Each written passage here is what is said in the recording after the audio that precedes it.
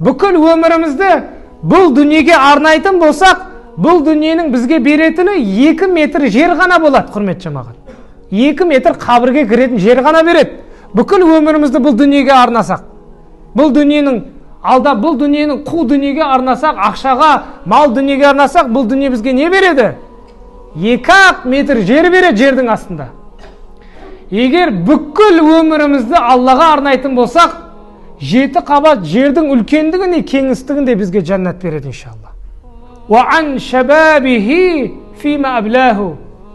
Жастық шағыңды қайда құрттың деп сұрайды. Жастық шақ өмірдің ішіне кірмей ме, құрметті жамағат? Кіреді ғой, Біріншіден не дейді? Өміріңнен сұраласын деп жатыр. Ол жастық шақ өмірдің ішіне кірмей ме? Өмірінің ішінде жастық шаққа Алла Тағала жастық шақты да бөлек сенен есеп сұрайды екен ғой. Субханалла. Өмірінің ішінен, сен өміріңді не істегеніңді сұрайды, өміріңді немен өткізгеніңді.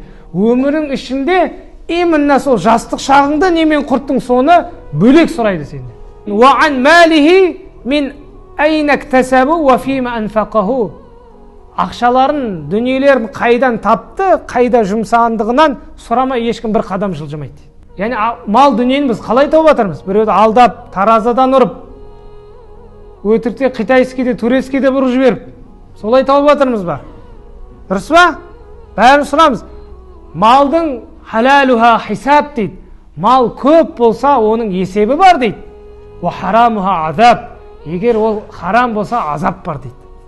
Яғни дүниенің бізге, ақшаның көптігі бізге пайда бермейді, құрметті жамағат. Ақшаң көп болған сайын есебіңде не болады? Көп болады. Яғни харам болса, оның азабы болады дейді Алла сақтасын. وَعَنْ عِلْمِهِ مَاذَا عَمِلَ فِيهِ. Алған біліміңе амал жасадың ба, жасамадың ба, содан да сұраласың. Яғни білмеген адам Алланың алдына барған кезде білмедім деп құтылып кетеді. Білген адам не деп құтылады? Сен естідің имамдардан, намаз оқу парыз екен, ораза ұстау керек екен, ағайынмен жақсы болу керек екен, зекет беру керек екен, садақа беру, мұсылман бардың бауырыңа жәрдем беру. Сен білдің ғой. Соған білген нәрсең саған жүк болады дейді, оған амал істемесең. Білген нәрсеңе амал жасадың ба, жасамадың ба, содан да сұраласын деп жатыр, құрметті жамағат. Пайғамбарымыз саллаллаху алейхи хадисі бар: "Хайру шабабикум ман ташаббаба бухуликум ва шарру кухуликум ман ташаббаха башабикум." Жастардың ең хайырлысы дейді.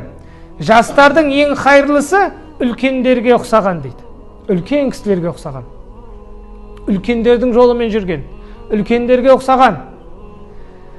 Үлкендердің ең сорлысы дейді, жастарға ұқсаған дейді Пайғамбар саллаллаху алейхи хадисінде айтып отыр.